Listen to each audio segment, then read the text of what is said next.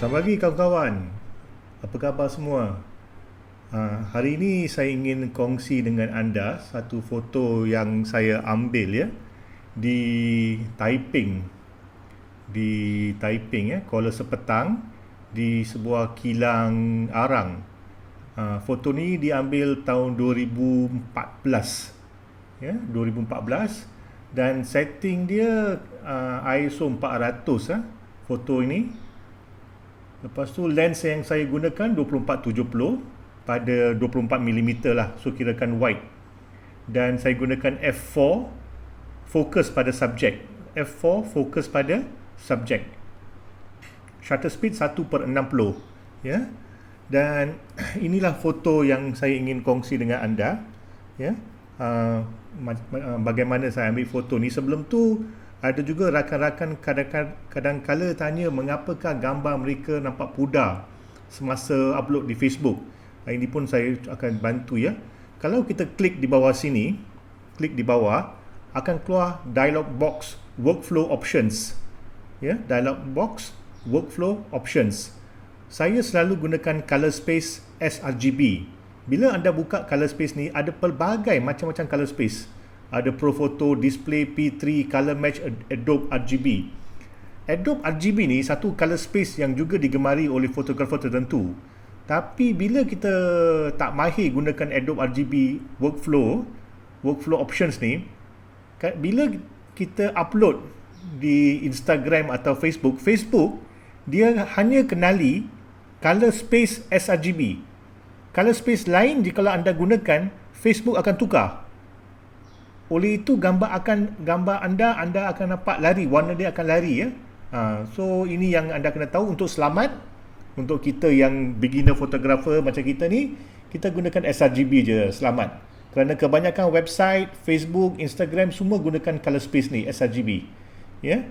So di sini kalau lihat workflow option saya gunakan sRGB dengan depth 16-bit channel. Foto ni seperti saya bagi tahu telah diambil di kilang arang Taiping ya, Kuala Sepetang. Ada yang tanya saya, bang macam mana nak buat ray tu? Ray ni tak payah buat lah, dah original dah ray. Ray dah cantik, dah original. Pagi-pagi kita sampai sini, ray memang macam ni. Inilah rupa raw filenya. Tak payah kita nak buat ray kerana ray sudah ada. Pandai ambil gambar je. Ya. So walaupun saya pandai Photoshop, ya, tak semestinya kadang-kala bila ray dah ada kita nak buat. Biarkan aja. Ya, dah cantik dah. Kemahiran Photoshop penting, tapi kemahiran untuk ambil gambar lebih penting ya daripada Photoshop. Kalau Photoshop anda boleh belajar slow-slow. So di sini gambar ni saya naikkan exposure sambil tekan option ataupun alt di keyboard ya. Dan kita akan lihat, kalau kita buat begini, kita akan lihat merah keluar dengan putih ni. Untuk lihat ini, anda kena klik sini. Klik sini. Ya, clipping warning. Bila anda klik clipping warning, merah-merah ni nampaknya overexpose. So anda nampak apa yang overexpose.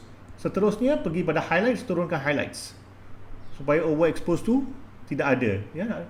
Tengok histogram pun okey. Nampak histogram? Histogram pun okey. Ya. Sebelum tu saya lupa ya. Perkara pertama yang kita kena buat bila kita masuk Photoshop ni ialah ini, lens correction. Ini lens correction ialah step pertama yang kita perlu buat. Okey. So sekarang kita lihat pula temperature. Waktu saya ambil gambar ni lebih kurang pagi ya. So temperature waktu tu saya agak-agak lebih kurang 5000 Kelvin. Ya, supaya saya dapat warna-warna biru, agak-agak biru ni. So itulah yang saya lihat semasa saya ambil gambar, scene dia begitu. Dan seterusnya saya nak bawakan shadow detail. Kerana semasa saya sampai tempat ni, mengikut mata saya nampak jelas kelilingnya, ya. Tapi kamera bila dia capture, kamera capture lain. Kamera dynamic range dia rendah. Dia tak macam mata kita. Mata kita dynamic range tinggi. Saya dapat lihat shadow detail dengan bagus. Kita dapat lihat mid-tone. Kamera tidak ya. So oleh itu saya nak betulkan gambar ni, saya nak balancekan gambar ni mengikut apa mata saya melihat pagi tu. So saya buka shadow. Saya buka shadow seluas-luasnya, buka black pun. Buka shadow seluas-luasnya dan blacks. Ya. So sekarang kita dapat lihat shadow detail pada foto. Ya. Gambar cantik, nampak shadow detail. Ya. Bukan kita nak gambar macam ni. Ini kadang-kadang kita, ada orang dia edit gambar macam ni ya, ini tak betul ya, gelap. Jangan edit gambar macam ni, mata kita tak lihat begitu. So saya betulkan balik, pergi kepada ni dan naikkan shadow detail ya, pastikan tak ada overexpose. Okey, saya turunkan highlight sikit, white sikit, naikkan black sikit. Seterusnya apa yang saya perlu buat ialah saya akan masukkan kontras ya, saya naikkan kontras sikit pada gambar supaya gambar tak flat. Naikkan kontras dan saya naikkan clarity. Senang aja ya. So ada yang cakap ini foto ni HDR ke? Pertama sekali, saya bukannya peminat HDR. Keduanya, foto ni bukan HDR. Foto ni ialah kemahiran ambil gambar, kemahiran melihat gambar, art of seeing pada waktu yang sama, pandai menggunakan basic Photoshop ya. So mudah sahaja, bukan susah pun ya. So di sini kita dah buka shadow detail, so kita nak buat sikit dodge and burn. So dodge and burn ni saya gunakan ni graduated filter. Graduated filter, saya exposure saya minuskan ke negative 0.5. Saya gelapkan tempat-tempat tertentu ya, saya gelapkan tempat-tempat tertentu supaya gambar nampak sikit lebih menarik ya.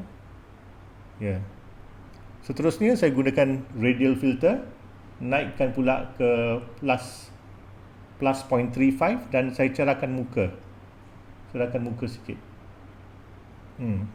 Dan saya cerahkan asap-asap rokok yang dihisap. Asap rokok ni pun memang original, bukan dibuat. Cerahkan aja, so nampak dengan lebih jelas ya. Okey, tak semestinya kita pandai guna Photoshop kita kena tambahkan pelbagai elemen, tak semestinya. Bila perlu kita buat ya. Foto ni tak perlu, memang dah cantik dah. So seterusnya saya kurangkan sedikit saturation dan saya naikkan vibrance gambar ni ya. Saturation ni sebenarnya adalah global saturation, dia akan buat saturation keseluruhan gambar. Perbezaan dengan vibrance ialah mid-tone. Dia akan buat naikkan warna secara tengah-tengah ni je, tengah-tengah histogram. Lain dengan saturation ialah keseluruhan foto ya. So saya turunkan sikit dan saya naikkan sikit vibrance saya naikkan sikit, saya turunkan saturation -3, vibrance saya naikkan ke plus 29, buat plus 30 lah, cantik sikit nombor dia. Gambar pun dah mula nampak cantik ya, nampak menarik dah gambar.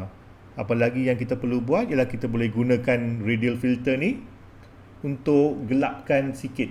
Saya minuskan 0.35, saya gelapkan tempat api ni sikit ya, supaya tak begitu terang ya, dan gelapkan kayu-kayu ni sikit ya. Gelapkan kayu-kayu ni sebab ni perkara-perkara yang tak perlu menonjol. Yang perlu menonjol adalah subjek. Bila kita ambil foto dan kita nak retouch, kita akan lihat perkara apakah yang perlu ditonjolkan. So perkara yang perlu ditonjolkan ialah subjek, ialah hero dia. Ini dia. Tengok film-film. Bila hero masuk, lighting semua pada hero, bukan lighting pada tempat lain ya. Bukan lighting pada orang kedua ke orang ketiga ke penari ke, tak. Lighting selalunya mesti pada subjek. So subjek perlu paling terang dalam foto ya. Selalunya lah. Bang, kalau siluet macam mana? Siluet lain lah. Siluet memang dah gelap dah.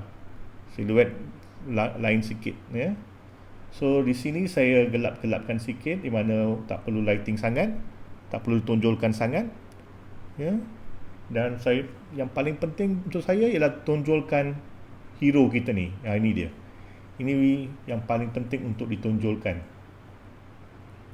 ya. Lain-lain semua saya gelapkan sikit ya, saya gelapkan sikit. Mudah saja, bukan susah pun ya. Dan tempat ini adalah antara tempat yang saya suka pergi ya, di Kuala Sepetang. Cantik dah, mudah aja ya. So seterusnya kita bawa ke Photoshop. Kita sekarang di Photoshop. Nah, di Photoshop ni saya juga nak kongsi dengan anda ya, kongsi dengan anda satu tip yang cukup bagus macam mana nak crop gambar. Ini menarik ni ya, ini menarik. So kita tekan C pada keyboard, ya, shortcut dia akan keluar crop tool ni. Dan kita nak buat apa ni, rule of third ke, golden ratio ke, nak buat Fibonacci sequence ke, dah macam-macam benda kat luar sana lah. Ya, so tak payah nak pening. Untuk anda, untuk kita yang beginner tak payah susah-susah, kita buat senang aja. Tekan dekat keyboard O. Tekan dekat keyboard, jap, crop, ya, crop tool. Okey, tekan dekat sini, anda akan dapat ni rule of third ni, ya, dia akan buat satu rule of third mudah. Kalau kita tekan O pada keyboard, dia akan keluar macam ni, kotak-kotak kecil. Tekan lagi O, dia keluar crop yang ada gini, gunakan line lines. Menarik juga crop factor macam ni. Ada crop factor yang gini, ya, ada juga golden ratio punya crop factor, macam-macam keluar, ya. So ini menarik untuk kita yang beginner untuk tahu macam mana crop gambar. So saya crop ikut, Ctrl Z, ya. Okey. So saya crop ikut lebih kurang gini. Saya nak anjing tu. Saya nak foto anjing tu dah. Saya masukkan line ini dekat diri dia. Mudah saja. Kita dapat crop gambar. Ya. Seterusnya, macam mana pula saya flattenkan image, macam mana pula kita nak upload di Facebook. Untuk upload gambar ni di Facebook, ya, senang saja, pergi kepada image size. Untuk foto mendata, anda akan lihat width dan height. Untuk foto mendata, tukarkan width, mana yang lebih besar. Kalau width lebih besar, tukarkan width. Kalau height lebih besar, tukarkan height. Yang paling penting ini, rantai ni kena clip. Rantai ni mesti di clip. Clipkan rantai ni, pergi pada sebelah width lagi besar, tukarkan 2048. Tukarkan. Ini untuk Facebook. Ya, untuk foto mendata. Kalau foto menegak, sama juga. Kalau foto menegak, pergi pada image size. Foto menegak, height akan lebih besar. So tukarkan height kepada 2048. Waktu sama, pastikan resample ni bicubic sharper. So bicubic sharper ni, bila gambar dikecilkan, dia akan sharpenkan sikit. Photoshop akan sharpenkan sikit. Ya. Ini cara untuk nak muat naik foto di Photoshop. Save sebagai JPEG. Ya. Gambar-gambar yang ni save sebagai JPEG aja untuk Photoshop. 2048 kerana foto mendata. Pastikan rantai ada. Pastikan gunakan bicubic sharper. Gambar macam ni, pergi save as. Bila save as, gunakan save as JPEG. Ya, dan saya selalu namakan belakangnya FB, so senang. Dan kita save. Color profile seperti tadi, kita gunakan sRGB. Senang saja. Lepas tu kita tekan save dan kita upload di Facebook. Mudah saja. Okey, seterusnya kawan-kawan, saya juga ingin kongsi dengan anda tutorial Pak Naim, ya. Ini tutorial Pak Naim. Inilah gambar sebelum, ya. Semasa saya ambil foto ni mudah je nak ambil. Saya gunakan teknik yang mudah dan yang saya akan ajarkan macam mana nak buat balik gambar ni ke rumah. Ya, anda boleh ambil foto anda balik. So di sini saya ajarkan tutorial ni. Ini gambar sebelum semasa di RAW, ini selepas retouching. Nampak tak gambar timbul? Anda pun boleh buat foto begini. Ya, tutorial ini akan mengajar anda macam mana kan dapat efek. Ini tutorialnya. Sangat bagus tutorialnya. Ya, HD video tutorial dalam bahasa Malaysia. Ya, retouch di Photoshop, ya. Ini kita gunakan presetkan Photoshop. So anda mesti ada Photoshop. Tutorial ini 45 minit tutorial dalam bahasa Malaysia. Secara slow, secara perlahan saya akan bimbing anda untuk retouch foto ini berserta PSD file dan RAW file. Anda akan belajar teknik retouching portrait. Portrait ni berbeza. Ya, macam teknik retouching landscape berbeza, teknik retouching lain, beauty berbeza. Ini portrait. Teknik retouching low key, foto ni dipanggil low key. Ya, foto ala-ala gelap. Ya, dia ada 3 key dalam studio fotografi: low key, mid key dan high key. High key ni bila banyak yang cerah. Mid key, cerah dan gelap seimbang. Low key, banyak gelap, cerahnya sikit. Ini low key. Teknik dodge and burn. Ini penting ni. Ini ilmu yang besar. Macam mana nak buat dodge and burn pada potret dengan cara yang betul. Ya. Saya akan tunjukkan anda. Saya akan guide anda, bimbing anda. Teknik color tone, naikkan warna, ya, tonekan warna dan naikkan warna. Teknik sharpening yang bagus, yang padat. Macam mana sharpen dengan baik. Sesuai untuk Windows dan Mac, ya. Ini anda boleh lihat di Windows, boleh lihat di Mac, iPad ke Samsung Tab ke handphone semua boleh. Sebab dia digital download. Ya, dia video. Sesuai untuk Windows dan Mac, muat turun HD video dan PSD file. Dan hanya RM75 saja. Kepada kawan-kawan yang ingin belajar dengan lebih teliti, dengan lebih dibimbing, inilah video tutorialnya. Ya, dengan itu terima kasih dan Assalamualaikum.